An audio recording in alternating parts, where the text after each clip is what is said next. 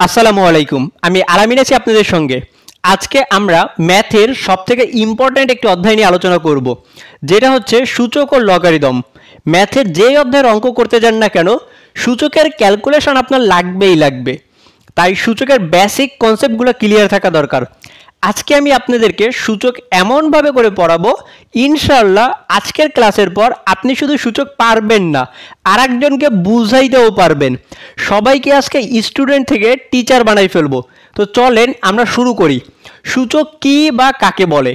সূচক হলো একটি গাণিতিক চিহ্ন বা সংখ্যা, যা একটি নির্দিষ্ট সংখ্যাকে কতবার গুণ করতে হবে তা বোঝায়। সূচককে a⁴n দ্বারা প্রকাশ করা হয়। এইখানে এ মানে হচ্ছে আমাদের বেস অথবা ভিত্তি, বেস অথবা ভিত্তি, আর এন মানে হচ্ছে আমাদের সূচক অথবা ঘাত অথবা পাওয়ার। সূচকের দুইটা অংশ থাকবে, একটা বেস থাকবে আর একটা পাওয়ার থাকবে। এখন বেস নিচে, পাওয়ার উপরে। এই নিচেরটাকে আমরা মনে রাখবো আমাদের পা, আর উপরে যেটা মানে পাওয়ার, সেটা হচ্ছে আমাদের মাথা। এই দুইটা জিনিস একটু মনে রাখেন, লগারিদম করার সময় অনেক কাজে লাগবে। এইটুকুই হচ্ছে আমাদের সূচকের বেসিক জিনিস। সূচকের দুইটা অংশ থাকবে, একটা বেস থাকবে আর একটা পাওয়ার থাকবে। এখন কথা হলো, এই সূচক আমরা কেন পড়ব, কি কারণে সূচক পড়ব, এটা পড়ার আমাদের দরকার কি, বা সূচক পড়ে আমাদের লাভ কোথায়, আর না পড়লে ক্ষতিই বা কোথায়। তো চলেন একটু জেনে নিই সূচকের আমাদের লাভটা কোথায় আর ক্ষতিটা কোথায়। মনে করেন আমি কিছু সংখ্যা গুণ আকারে লিখব, 2 × 2 × 2। এইটা গুণ করলে আমাদের হবে 8, 2 × 2 = 4, 4 × 2 = 8। এবার আমি আরেকটু বেশি সংখ্যা গুণ করব, 2 × 2 × 2 × 2 ইন্টু হচ্ছে 2, 5টা 2 গুণ করলাম, এটার মানে হচ্ছে গিয়ে 32। এবার আমি চাচ্ছি আরও বেশি সংখ্যা গুণ করব, 2 × 2 × 2 × 2 × 2 × 2, কয়টা হলো, 2 4 6 7 8, 9টা 2 গুণ করলাম। এই 9টা 2 মানে হচ্ছে গিয়ে 512। এই যে আমি গুণগুলোকে লিখলাম, আমি চাচ্ছি এটাকে একটু অন্যভাবে লিখব। সহজ কথা আমি সূচক দিয়ে লিখব। 3টা 2 গুণ করছি, এইটাকে লেখা যায় 2⁻3। এইখানে 5টা 2 গুণ করছি, এইটাকে লেখা যায় 2⁵। এইখানে 9টা 2 গুণ করছি, এইটাকে লেখা যায় 2⁹। 3টা 2 গুণ করলে 8 হয়, 2⁵ মানেও 8। 5টা 2 গুণ করলে 32 হয়, 2⁵ মানেও 32। একইভাবে 9টা 2 গুণ করলে 512 হয়, 2⁹ মানেও 512। এবার আপনারা একটু বলেন কোনটা লেখা আমার জন্য বেশি সহজ। এই যে আমি নার্সারির বাচ্চার মতো এই যে কালো কালি দিয়ে যেগুলো লিখলাম, এরকম বড় একটা লাইন লিখলাম, এইটা মানেও 512। দুইটা সংখ্যা দিয়ে আমি লিখলাম, এইটা মানেও 512। তাহলে আমার জন্য কোনটা সহজ? সূচক করার ভাইয়া 5টা লাভ আছে বা 5টা সুবিধা আছে, আর সূচক না করার 5টা ক্ষতি আছে বা 5টা লস আছে বা 5টা সমস্যা আছে আমাদের। চলেন একটু সেইগুলো দেখে নিই। সূচক লেখার আমাদের 5টা সুবিধা। 1 নম্বর সুবিধা হচ্ছে আমার খাতার জায়গা কম লাগে, কাগজ কম নষ্ট হবে। 2 নম্বর সুবিধা হচ্ছে কলমের কালি কম নষ্ট হবে। 3 নম্বর সুবিধা হচ্ছে আমার সময় কম লাগবে। 4 নম্বর সুবিধা হচ্ছে আমার কষ্ট কম হবে। 5 নম্বর সুবিধা হচ্ছে দেখতেও সুন্দর লাগবে। আর সূচক যদি আমি না লিখি, আমি যদি ক্লাস নার্সারির বাচ্চার মতো এইভাবে লিখি, তাহলে 5টা সমস্যা: খাতার কাগজ বেশি নষ্ট হয়, কলমের কালি বেশি নষ্ট হয়, আমার সময়ও লাগে বেশি, তারপরে হচ্ছে আমার কষ্টও বেশি হয়, এবং দেখতেও কেমন এবড়া থ্যাবড়া লাগে, দেখতেও ভালো লাগে না। আপনাদের কাছে এবার বলেন কোনটা বেশি সহজ মনে হয়? সূচক বেশি সহজ নাকি হচ্ছে এইভাবে লেখাটা বেশি সহজ মনে হয়? এই কারণেই আমরা সূচক ব্যবহার করি। গণিতবিদরা এই কারণেই সূচকটাকে আবিষ্কার করলো, আমাদের হিসাব সুবিধার্থে। আপনারা মনে করেন সূচক অনেক কঠিন, না, সূচক আমাদের সহজের জন্য, আমাদের হিসাব সুবিধার্থেই সূচককে ব্যবহার করা হয়। আশা করি বুঝছেন সূচক কেন ব্যবহার করব আমরা। আমরা যে সূচককে a⁴n দ্বারা প্রকাশ করি, এই a⁴n দ্বারা আসলে কি বোঝায়? মনে করেন আমি আপনাদেরকে বললাম একটা সংখ্যা লেখেন, এইটা বলার সঙ্গে সঙ্গে আপনারা আবার আমাকে পাল্টা প্রশ্ন করবেন কোন সংখ্যা লিখব এবং কতবার লিখব। আমি কিন্তু নির্দিষ্টভাবে বলি নাই ওই সংখ্যা লেখেন, এতবার লেখেন, আমি কিন্তু তাই বলি নাই। শুধু বলছে একটা সংখ্যা লেখেন। দুইটা প্রশ্ন জাগে এখানে, আমি কোন সংখ্যা লিখব এবং কতবার লিখব। এ টু দি পাওয়ার এন দ্বারা আমাকে বোঝায় বেসে যে আছে তাকে লিখতে হবে, পাওয়ারে যত আছে ততবার লিখতে হবে। তার মানে 2 টু দি পাওয়ার 3 দ্বারা আমাকে বোঝাচ্ছে বেসে আছে 2, 2 কে লিখতে হবে, পাওয়ারে আছে 3, 3 বার লিখতে হবে। 2 টু দি পাওয়ার 5 দ্বারা বোঝায় বেসে আছে 2, 2 কে লিখব, কতবার লিখব, পাওয়ারে আছে 5, তার মানে 5 বার লিখব। তাহলে এবার যদি আমি বলি 9 টু দি পাওয়ার 4 দ্বারা আসলে কি বোঝায়, তাহলে 9 কে লিখতে হবে, কতবার লিখব, পাওয়ারে আছে 4, তার মানে 9 কে 4 বার লিখব। এখন 9 কে 4 বার লেখা মানে তো এই যে 9 কে আমি 4 বার লিখলাম, পাশাপাশি লিখে ফেললাম। অথবা আমি তো এইভাবেও লিখতে পারি 9 প্লাস 9 প্লাস 9 প্লাস 9, অথবা আমি চাইলে মাইনাস দিয়েও লিখতে পারি 9 মাইনাস 9 মাইনাস 9 মাইনাস 9, অথবা আমি ভাগ দিয়েও তো লিখতে পারি 9 ভাগ 9 ভাগ 9 ভাগ হচ্ছে গিয়ে 9। এইটাও তো 9 কে লেখাই বোঝায়, এইভাবে লেখা যাবে। আমি একদম শুরুতেই সংজ্ঞায় বলছিলাম সূচক হলো এমন একটি চিহ্ন বা সংখ্যা যা একটি নির্দিষ্ট সংখ্যাকে কতবার গুণ করতে হবে তা বোঝায়। 9 কে শুধু লিখলেই হবে না, মাঝখানে গুণ চিহ্ন দিতে হবে। এইখানে আমি 2 টু দি পাওয়ার 5 লিখছি, এইটা দ্বারা আমাকে বোঝাচ্ছে 2 কে লিখতে হবে, কতবার লিখব, 5 বার লিখব। সেই 5 বারটা কেমন হবে, তাদের মাঝখানে গুণ চিহ্ন থাকবে। আশা করি বুঝছেন, আমাকে সূচক দ্বারা এইটাই বোঝায়। এই ছিল আমাদের সূচকের বেসিক জিনিস। এখন আমরা সূচকের সবগুলো সূত্র একসঙ্গে পড়ব এবং সূত্রগুলো মনে রাখার কিছু টেকনিক দেখাই দিব। এই টেকনিকগুলো যদি ফলো করেন দেখবেন সূচকের সূত্র আর কখনোই আপনি ভুলবেন না, খুবই সহজে মনে থাকবে। আমাদের 1 নম্বর সূত্র, বেসে গুণ পাওয়ারে যোগ। ভাই এইটা মানে কি বুঝলাম না। যদি আমাদের আলাদাভাবে দুইটা সূচক গুণ আকারে থাকে, এ টু দি পাওয়ার এম একটা সূচক, এ টু দি পাওয়ার এন আলাদা একটা সূচক, তারা গুণ আকারে আসে, তখন তাদের পাওয়ারগুলো যোগ হয়ে যাবে এম প্লাস এন। শর্ত হচ্ছে গিয়ে দুইটার বেস একই থাকতে হবে। যদি দুইটার বেস একই থাকে, তারা যদি গুণ আকারে থাকে, তখন পাওয়ারগুলো যোগ হবে। আমি এই বাংলায় বলছি বেসে গুণ পাওয়ারে যোগ। এই যে বেসে গুণ আছে, এই যে সংখ্যাগুলো পাওয়ারে যোগ হয়ে গেছে। এইটা আমরা অঙ্কের ক্ষেত্রে কিভাবে পাবো বা কিভাবে ব্যবহার করব, মনে করেন আমাদের আছে 3 to the power 5 into 3 to the power minus 2। এখন আমরা এইটাকে লিখতে পারবো 3 to the power 5 plus minus 2, তার মানে 3 টু দি পাওয়ার 5 মাইনাস 2 মানে 3 টু দি পাওয়ার হচ্ছে গিয়ে 3। এইভাবে করে আমরা লিখতে পারবো। দুইটা বেস একই, গুণ আকারে আছে, পাওয়ারগুলো যোগ হয়ে গেল। যেহেতু একটার আগে মাইনাস চিহ্ন, তার জন্য যে প্লাসে মাইনাসে মাইনাস করে ক্যালকুলেশন করে ফেলবো। তারপরে যে 3 টু দি পাওয়ার 3 মানে 27, মানে যেটা আসবে সেটা আমরা লিখবো। এবার 2 নম্বর সূত্র দেখেন, বেসে ভাগ পাওয়ারে বিয়োগ। 1 নম্বরের বিপরীতটা, বেসে ভাগ থাকবে, অর্থাৎ a to the power m divided by a to the power n যদি থাকে, তখন আমরা লিখতে পারবো এ টু দি পাওয়ার কি করব, পাওয়ারে বিয়োগ দিয়ে দিব এম মাইনাস এন।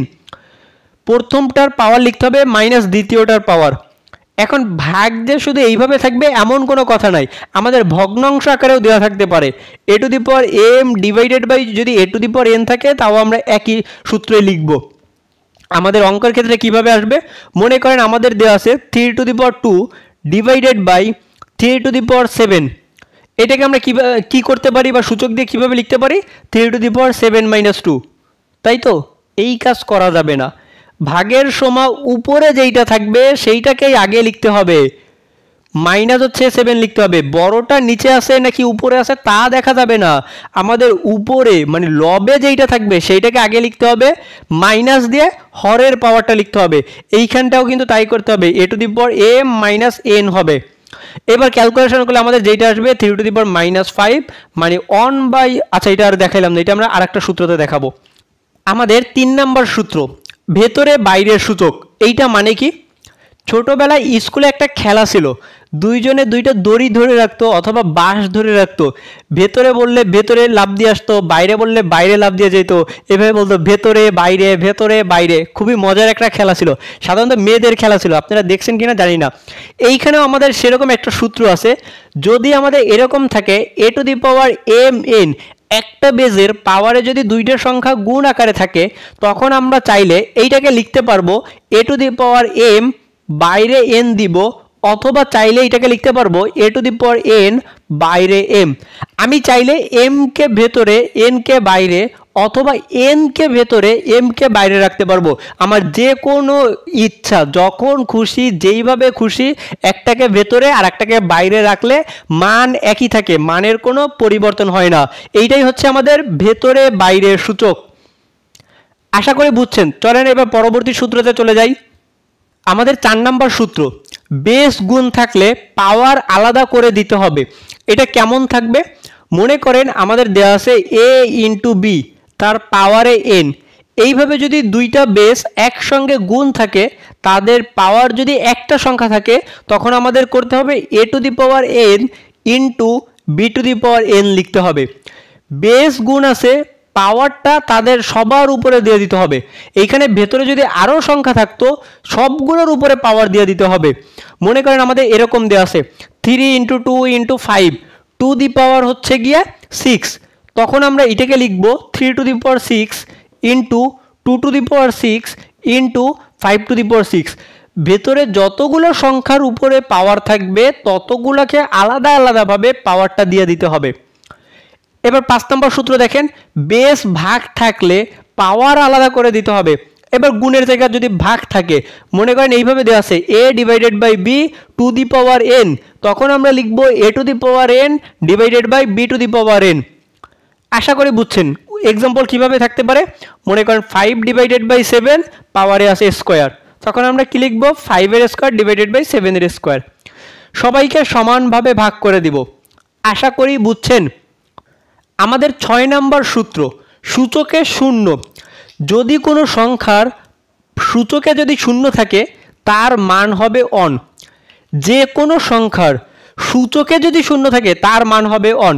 অর্থাৎ 2 টু দি পাওয়ার 0 মানে 1, 5 টু দি পাওয়ার 0, তার মানেও হচ্ছে গিয়ে আমাদের অন হয়ে যাবে। সূচকে শূন্য থাকলেই তার মান হবে অন। যদি থাকে x টু দি পাওয়ার 0, তার মানও হবে অন। 7 নম্বর সূত্র দেখেন, শূন্য এর সূচক। শূন্য এর পাওয়ারে যদি সূচক থাকে, 0 টু দি পাওয়ার যদি n থাকে, তখন তার মান হয়ে যাবে 0। 0-র পাওয়ারে যা কিছু থাকুক না কেন, সেটা হয়ে যাবে আমাদের 0। সূচকে 1, যদি আমাদের সূচকে 1 দেওয়া থাকে, অর্থাৎ যে কোনো সংখ্যার সূচকে যদি 1 থাকে, তখন ওই সংখ্যাটাই থেকে যাবে, তার কোনো মানের পরিবর্তন হবে না। a to the power on মানেই হচ্ছে গিয়ে a। এটা আমাদের এক্সাম্পল কিভাবে থাকতে পারে? মনে করেন আমাদের আছে 9 টু দি পাওয়ার অন, এইটা মানেই হচ্ছে কি আমাদের শুধু 9 হবে। কিভাবে আসে? আমরা যদি সূচকের নিয়মটা অ্যাপ্লাই করি, দেখেন বেসে যেই সংখ্যা আছে তাকে লিখব, পাওয়ারে যত আছে ততবার লিখব। পাওয়ারে আছে 1, তার জন্য 9কে আমি একবারে লিখছি। অনেকে আবার পাকামতি করে এইখানে করবে 9 ইন্টু 1 দিয়ে 9 বানাবে। এই কাজ কিন্তু করা যাবে না। পাওয়ারে 1 দেখে ধাপাস করে 1 গুণ করবেন না। সূচকের আমাদের সংজ্ঞাটা কি ছিল, বা আমরা সূচক দ্বারা কি বুঝতাম? বেসে যেই সংখ্যা আছে তাকে লিখতে হবে, পাওয়ারে যত আছে ততবার লিখতে হবে। পাওয়ারে আছে 1, তার জন্য আমি 9কে একবার লিখছি, 1 গুণ করা যাবে না। আশা করি বুঝছেন। যদি আমাদের থাকতো 9 টু দি পাওয়ার 2, তখন আমরা লিখতাম 9 ইন্টু 9। বেসে আছে 9, 9কে লিখব, পাওয়ারে আছে 2, তার জন্য 9কে আমি 2 বার গুণাকারে লিখব। মনে থাকে জানু? আশা করি বুঝছেন। এবার 9 নম্বর সূত্র দেখেন, 1 এর সূচক। যদি 1 এর পাওয়ারে কোনো সূচক দেওয়া থাকে, তখন তার মান কত হবে? তার মান হয়ে যাবে 1। মনে করেন এইভাবে আছে আমাদের 1 টু দি পাওয়ার 3।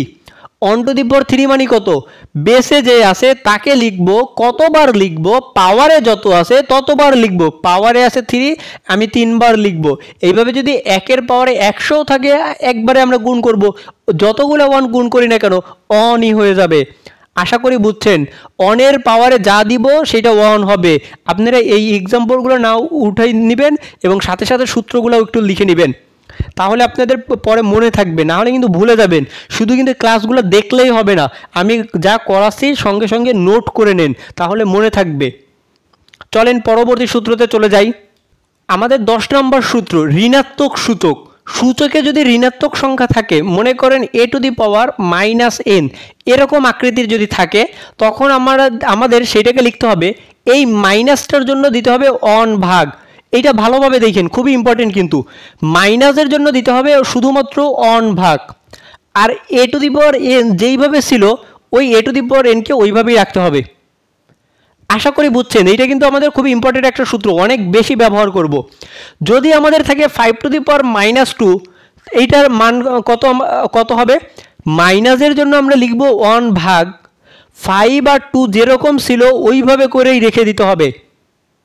যদি থাকে 9 টু দি পাওয়ার -3, তখন আমরা লিখব মাইনাসের জন্য 1 ভাগ লিখব, শুধুমাত্র মাইনাসের জন্য 1 ভাগ হয়, আর 9 টু দি পাওয়ার 3 যেইভাবে ছিল ওইভাবেই থেকে যাবে।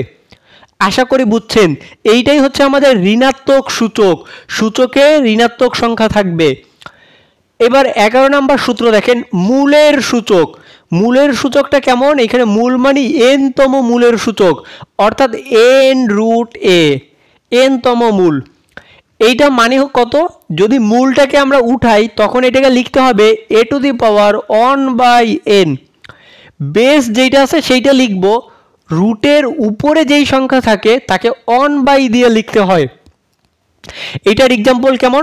আমাদের দেয়া থাকতে পারে কিউব√5, কিউব√5, এইটাকে আমরা লিখব 5 টু দি পাওয়ার 1/3। 5কে লিখতে হবে, আর রুটের উপরে যেই সংখ্যাটা থাকে তাকে 1 দিয়ে লিখতে হয়। যদি আমাদের থাকে 7 রুট হচ্ছে গিয়ে 3, তখন আমরা এটাকে লিখব 3 টু দি পাওয়ার 1/7। রুট উঠাইলে 1 দিয়ে ওই সংখ্যাটা লিখতে হয়। এইবার একটু বলেন তো, যদি থাকে √2, তখন এটা কত হবে? এটা আশা করি সবাই পারেন। যদি শুধু রুট থাকে তখন এটা হবে 2 টু দি পাওয়ার হাফ। শুধু রুট উঠাইলে পাওয়ারে হাফ বসে। এইখানে কিন্তু 2 কখনোই দেয়া থাকবে না, বা 1ও থাকে না। 3 থেকে আপনার বা 3-র পরের সংখ্যাগুলো দেয়া থাকবে। এইখানে শুধু রুট মানেই একটা 2 আছে, ওই 2টাকে 1 দিয়ে লিখতে হবে। আশা করি বুঝছেন। এবার 12 নম্বর সূত্র দেখেন, মূলের গুণফলের সূচক। এই যে আমরা মূলের সূচক দেখলাম, এরা যদি গুণ আকারে থাকে, মনে করেন আমাদের এরকম n√a ইন্টু n√b যদি থাকে, তখন আমাদের লিখতে হবে n√a ইন্টু b। যদি আলাদা আলাদা দুইটা সূচক গুণ আকারে থাকে, তখন তাদেরকে একটা n√ লিখে বেস দুইটা রুটের ভেতরে গুণ করে দিতে হবে। আশা করি বুঝছেন। এইখানে শর্ত হচ্ছে কিন্তু n এর মান একই থাকতে হবে। অর্থাৎ আমাদের যদি এরকম দেয়া থাকে 3√5 ইন্টু 3√7, মানে কিউব√5 ইন্টু কিউব√7 যদি থাকে, তখন আমাদের লিখতে হবে কিউব√5 ইন্টু 7, তার মানে কিউব√535। এভাবে করে লিখতে হবে। আশা করি বুঝছেন। এবার 13 নম্বর সূত্র দেখেন, মূলের ভাগফলের সূচক। এই মূলগুলো ভাগ আকারে যদি থাকে, তাহলে n√a ডিভাইডেড বাই যদি n√b থাকে, তখন আমাদের লিখতে হবে একটা n√ লিখে a ডিভাইডেড বাই b লিখতে হবে। অর্থাৎ আগে যেমন আমরা রুটের ভেতরে সংখ্যা দুটো গুণ করছি, এবার ভাগ আছে জন্য আমরা রুটের ভেতরে ভাগ করে দিব।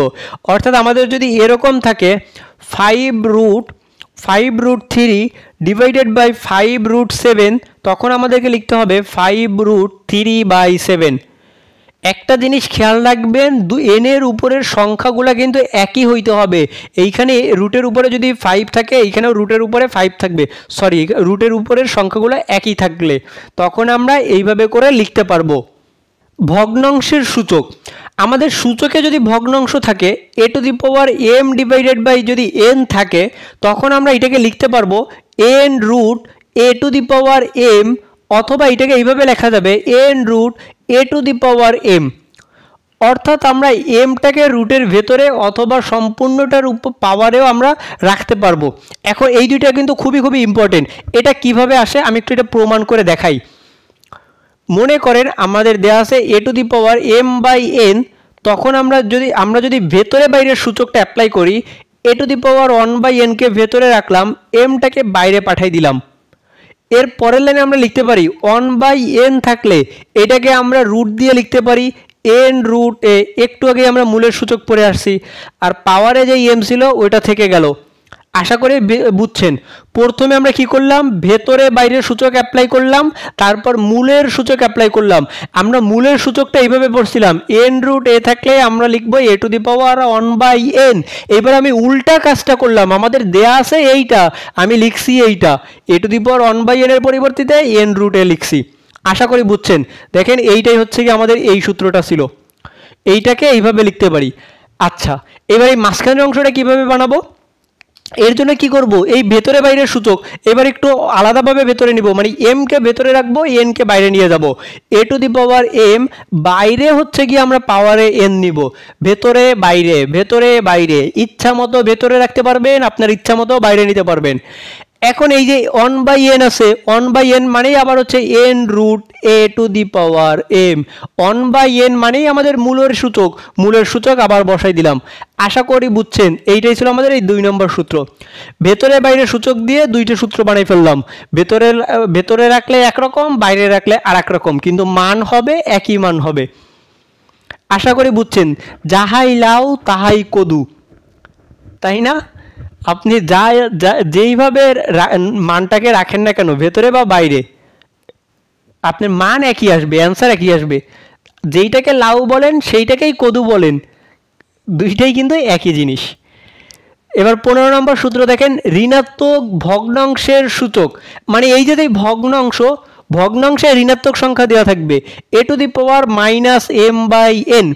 তাহলে কি করতে হবে, জাস্ট আমরা মাইনাসের জন্য 1 ভাগ লিখে দিব, আর a to the power m/n লিখব, a to the power m/n লিখব।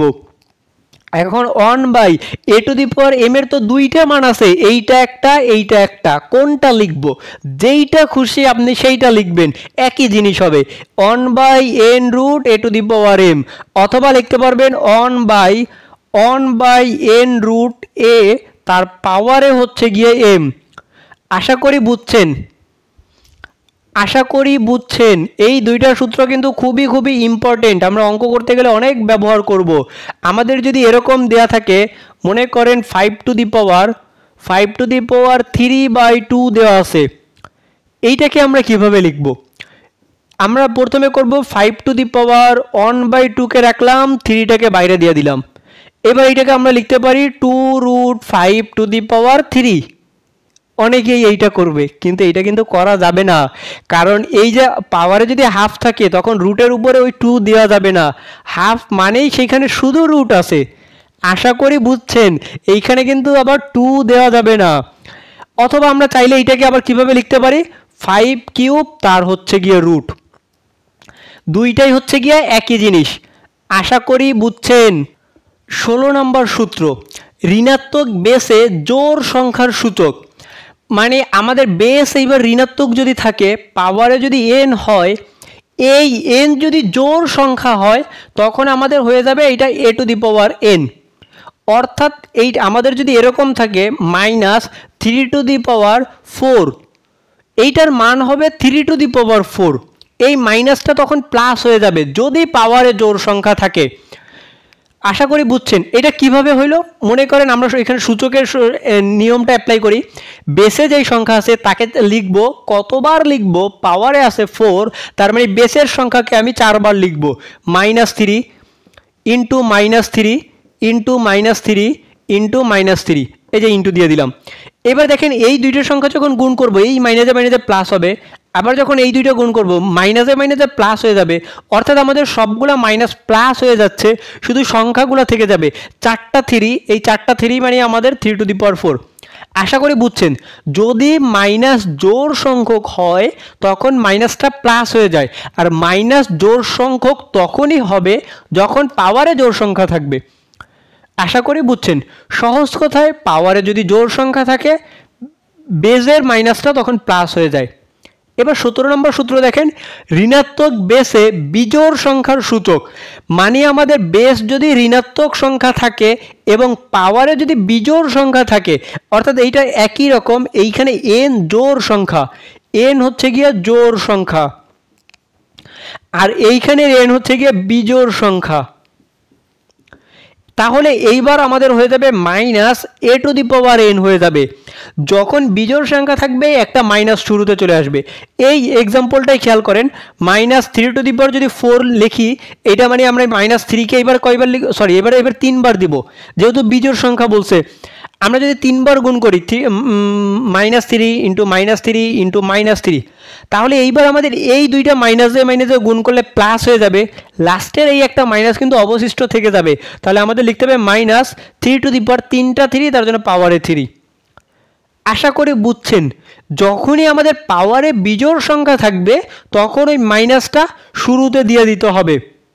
সূচকের সব থেকে ইম্পর্টেন্ট দুইটা সূত্র 18 এবং 19 নম্বর সূত্র। বেস বেস সমান হলে পাওয়ার পাওয়ার সমান হবে। যদি আমাদের এরকম থাকে a to the power m equal to a to the power n, এত হলে তখন আমাদের হবে m ইকুয়াল টু n হবে। সমান সমানের দুই পাশে যদি দুইটা বেস যদি সমান থাকে, এই পাশের বেস a ডান পাশের বেসও a, পাওয়ার আলাদা, তখন আমরা লিখতে পারবো পাওয়ারগুলোও সমান হবে। যদি বেস সমান হয় তাহলে পাওয়ারও সমান হবে। আশা করি বুঝছেন। এটা আমাদের অঙ্কে কিভাবে থাকবে, মনে করেন আমাদের দেওয়া আছে 2 to the power 2x - 3 equal to 2 to the power 7। যেহেতু সমান সমানের দুই পাশের বেস সমান, বাম পাশেরও বেস 2 ডান পাশেরও বেস 2, তখন আমরা লিখতে পারবো 2x - 3 ইকুয়াল টু 7, বাম পাশের পাওয়ার ইকুয়াল টু ডান পাশের পাওয়ার। আশা করি বুঝছেন, এটা খুবই খুবই ইম্পর্টেন্ট সূত্র। এই সূত্র দিয়ে সূচকের সব থেকে বেশি ম্যাথ আমরা করব। এবার 19 নম্বর সূত্র দেখেন, পাওয়ার পাওয়ার সমান হলে বেস বেস সমান হবে, অর্থাৎ আগেরটার উল্টাটা। এবার আমাদের পাওয়ারগুলো সমান হবে।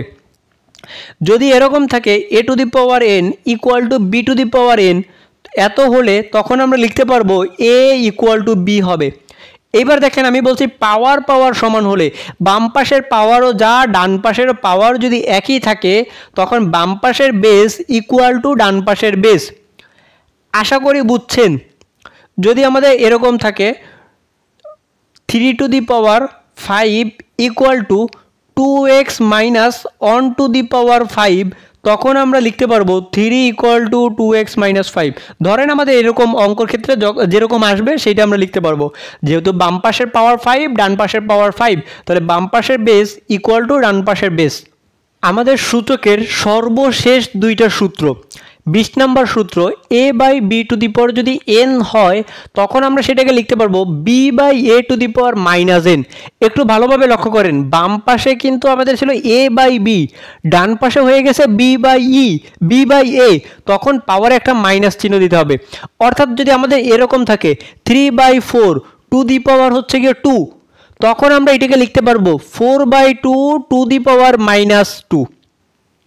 আশা করি 4/3 টু দি পাওয়ার হচ্ছে গিয়ে -2। বাম পাশে যেইটা থাকবে আমরা তাকে বিপরীতকরণ করে দিব, অর্থাৎ উল্টে দিব, নিচেরটা উপরে উপরেরটা নিচে, তখন পাওয়ারে একটা মাইনাস চিহ্ন দিতে হবে। আশা করি বুঝছেন। 21 নম্বর সূত্রটা দেখেন, a to the power 1/n equal to যদি b হয় তখন আমরা লিখতে পারবো a equal to b to the power n। ভাইয়া এটা কিভাবে থাকবে, মনে করেন আমাদের দেওয়া আছে x two the power 1/3 equal to 2, তখন এরকম যদি থাকে তখন আমরা লিখতে পারবো সরাসরি x এর মান হবে x equal to 2 to the power 3। এই পাশে পাওয়ারে যেটা থাকবে 1/n আকারে বা 1 আকারে যেটা থাকবে সেইটা b এর উপরে শুধু পাওয়ার হয়ে যাবে, অর্থাৎ x টু দি পাওয়ার 1/3 ছিল, এই 3টা ডান পাশে 2 এর উপরে চলে আসবে। আশা করি বুঝছেন। এই ছিল আমাদের সূচকের সূত্রগুলো। টোটাল 21টা সূত্র আমরা বানাইছি। এর মধ্যে কিন্তু সবগুলো সূত্র না, কিছু শর্ত, সেগুলো আমি সূত্র হিসেবে আপনাদেরকে একসঙ্গে করে দিছি। যেমন এই দুইটা আমরা শিখলাম, এই দুইটা আমরা সূত্র হিসেবে ব্যবহার করব, কিন্তু বইতে কিন্তু এইভাবে সূত্র হিসেবে দেয়া নাই। আমরা অঙ্কের মাঝে এই দুইটা অনেক বেশি ব্যবহার করব। যদি মুখস্থ রাখেন খুবই তাড়াতাড়ি করে আপনারা অঙ্কগুলোর সমাধান করতে পারবেন। এখন আমরা সূচকের কিছু মান মুখস্থ করব। সূচকের অঙ্ক করতে গেলে এই মানগুলো অনেক বেশি দরকার হয়। যদি মানগুলো মুখস্থ থাকে অনেক তাড়াতাড়ি করে সূচকের অঙ্কগুলো করতে পারবেন। 2 টু দি পাওয়ার 0 এটার মানে হচ্ছে গিয়ে 1, 2 টু দি পাওয়ার 1 মানে হচ্ছে গিয়ে 2। এই দুইটা কিন্তু আমাদের সরাসরি সূত্রই ছিল। 2 এর স্কোয়ার মানে হচ্ছে 4, 2 কিউব মানে হচ্ছে কি আমাদের 8, 2 টু দি পাওয়ার 4 মানে 16, 2 টু দি পাওয়ার 5 মানে 32, 2 টু দি পাওয়ার 6 মানে 64, 2 টু দি পাওয়ার 7 মানে 128, 2 টু দি পাওয়ার 8 মানে 256, 2 টু দি পাওয়ার 9 মানে হচ্ছে গিয়ে 512, 2 টু দি পাওয়ার 10 মানে হচ্ছে 1024। এই মানগুলো একটু কষ্ট করে মুখস্থ করা লাগবে। ছোটোবেলায় যেমন আমরা নামতা মুখস্থ করছি, একইভাবে করে সূচকের এই মানগুলো এখন মুখস্থ করা লাগবে। অঙ্ক করতে গেলে যেমন কাটাকাটি বা গুণ করতে গেলে আমাদের নামতা দরকার হয়, সূচকের অঙ্ক করতে গেলে এই মানের আমাদের দরকার হবে। এখন বলতে পারেন ভাই অনেকগুলো মান, এগুলো তো অনেক কঠিন, কিভাবে মনে রাখবো? মানগুলো খুবই সহজ, সবগুলা মান আপনার মুখস্থ আছে, আপনি নিজেও জানেন না যে এই মানগুলোর সবই আপনার মুখস্থ। বিশ্বাস হয়? একটু মনে করাই দিব। আমরা যে অ্যান্ড্রয়েড সেটগুলো ব্যবহার করি, আমাদের ফোনের র্যাম রম কত জিবি করে? 8 1 জিবি র্যাম, 8 হচ্ছে রম, তারপর 2 16, 3 32, 4 64, 4 128, 6 256, 6 256, তারপর 8 256 হয়, 12 512 জিবি হয়। এইভাবে করে আমাদের রমগুলো হয়। ফোনের স্টোরেজ যেইটা, রম যেইটা, সেইটা হয় 8 16 32 64 128 256 512 1024 বা 1 টিবি। এই যে দেখেন সবগুলা রম এইখানে দেওয়া আছে, 8 16 32 64 128 256 512 1024। এই ফোনের রমগুলো কি আপনার মুখস্থ নাই? আমার তো মনে হয় যারা অ্যান্ড্রয়েড সেট ব্যবহার করে তাদের সবারই এইটা মুখস্থ আছে। সে সবাই বলতে পারে ফোনের র্যাম রমগুলো কত জিবি হয়। যেমন আমি ফোন দিয়ে রেকর্ড করছি, নর্মাল একটা ফোন 464 জিবি একটা ফোনের দিয়ে রেকর্ড করতেছি। এভাবে আপনার ফোনের র্যাম রম কত আছে একটু কমেন্ট করে জানান। সবার র্যাম রমগুলো কমেন্ট করেন, দেখবেন অটোমেটিক মুখস্থ হয়ে যাবে। এখন শুধু এইগুলো মুখস্থ করলে হবে না, আরও অনেকগুলো মান আছে, সেইগুলো কিন্তু একটু মুখস্থ করা লাগবে। এইগুলো আমরা 2 এরগুলো পড়লাম, এবার 3 এরগুলো। 3 টু দি পাওয়ার 0 মানে 1, 3 টু দি পাওয়ার 2 আচ্ছা 3 টু দি পাওয়ার 1 মানে হচ্ছে গিয়ে 3। এই দুইটা কিন্তু আমাদের সূত্র সবগুলোর ক্ষেত্রে একই রকম। 3 এর স্কোয়ার মানে হচ্ছে 9, 3 এর হচ্ছে কিউব মানে 27, 3 টু দি পাওয়ার 4 মানে 81, 3 টু দি পাওয়ার 5 মানে হচ্ছে গিয়ে 243, 3 টু দি পাওয়ার 6 মানে হচ্ছে 729, সরি 3 টু দি পাওয়ার 6। 3 এই কয়টা মান মুখস্থ রাখা লাগবে, আর বাকিগুলো দরকার নাই, ওই তার জন্য আমি লিখতেছি না। 4 টু দি পাওয়ার 0 মানে 1, ওই 0 আর 1 আমি লিখলাম না। 4 এর স্কোয়ার মানে হচ্ছে 16, 4 কিউব মানে হচ্ছে গিয়ে 64, 4 এর এই কয়টা রাখলে হবে। আচ্ছা আর একটা 4 টু দি পাওয়ার 4 মানে হচ্ছে গিয়ে 256। 5 এর হচ্ছে গিয়ে কিছু মান মুখস্থ করব। 5 এর স্কোয়ার মানে 25, 5 কিউব মানে হচ্ছে গিয়ে 125, 5 টু দি পাওয়ার 4 মানে হচ্ছে গিয়ে 625। 6 এর কিছু করব, 6 এর স্কোয়ার মানে 36, আর হচ্ছে গিয়ে আর লাগবে না। 7 এর স্কোয়ার মানে হচ্ছে গিয়ে 49, 8 এর স্কোয়ার মানে 64, 9 এর স্কোয়ার মানে 81 এবং 10 এর স্কোয়ার মানে হচ্ছে গিয়ে 100। এবার 11 থেকে শুরু করব। 11 এর স্কোয়ার মানে হচ্ছে গিয়ে 121, 12 এর স্কোয়ার মানে হচ্ছে গিয়ে 144, 13 এর স্কোয়ার মানে 169, 14 এর স্কোয়ার মানে হচ্ছে গিয়ে 196, 15 এর স্কোয়ার মানে হচ্ছে গিয়ে 225, 16 এর স্কোয়ার মানে হচ্ছে গিয়ে 256, 17 এর স্কোয়ার মানে 289, 18 এর স্কোয়ার মানে 324, 19 এর স্কোয়ার মানে হচ্ছে গিয়ে 361, 20 এর স্কোয়ার মানে হচ্ছে গিয়ে 400, 21 এর স্কোয়ার মানে 441, 22 এর স্কোয়ার মানে হচ্ছে গিয়ে 484। এই কয়টা রাখলেই হবে। 23 24 লাগবে না, 25 এর স্কোয়ারটা একটু মনে রাখবেন। 25 এর স্কোয়ার মানে হচ্ছে গিয়ে 625, আর হচ্ছে গিয়ে 30 এর স্কোয়ার মানে হচ্ছে গিয়ে 900। এই কয়টা মান একটু কষ্ট করে মুখস্থ করতে হবে, কয়েকবার একটু লিখবেন, লিখে বারবার পড়বেন, দেখবেন মুখস্থ হয়ে যাবে। এগুলো কিন্তু খুব বেশি কঠিন না এই মান কয়টা। ত্রিকোণমিতির অঙ্ক যখন করবেন এবং হচ্ছে গিয়ে পরিমিতি যখন করবেন, তখন পিথাগোরাসের সূত্র যখন ব্যবহার করবেন তখন কিন্তু এই বর্গগুলোর মানও কিন্তু তখন লাগবে। তাই এখনই মুখস্থ করে ফেলেন, সূচকের অঙ্কতেও লাগবে, অন্য অধ্যায় করতে গেলেও আমাদের এই মানগুলো লাগবে। তো এই ছিল আজকের আমাদের ক্লাস। সূচকের একদম বেসিক থেকে আলোচনা করছি, সূচক সম্পর্কে একটা ভালো ধারণা দিছি, তারপরে সূচকের সবগুলো সূত্র আলোচনা করছি এবং কিছু মান মুখস্থ করলাম। তো ক্লাসটা কেমন লাগছে আপনারা অবশ্যই কমেন্ট করে জানাবেন, একটু হলেও কিছু শিখতে পারছেন কিনা। ক্লাসের শুরুতে আমি অনেক বড় বড় করে কথা বলছিলাম যে আপনাদের সবাইকে বস বানাই দিব, টিচার বানাই ফেলবো, সূচক শুধু আপনারা পারবেন না, আরেকজনকে বুঝাইতেও পারবেন, অনেক বড় বড় করে কথা বলছিলাম। একটু কি আপনাদেরকে শিখাইতে পারছি বা আগের তুলনায় কি একটু আপনারা কি সূচক বুঝছেন, এটা কমেন্ট করে হচ্ছে কি অবশ্যই জানাবেন। এর পরের ক্লাস থেকে আমরা সূচকের টাইপ ভিত্তিক অঙ্কগুলো সমাধান করব।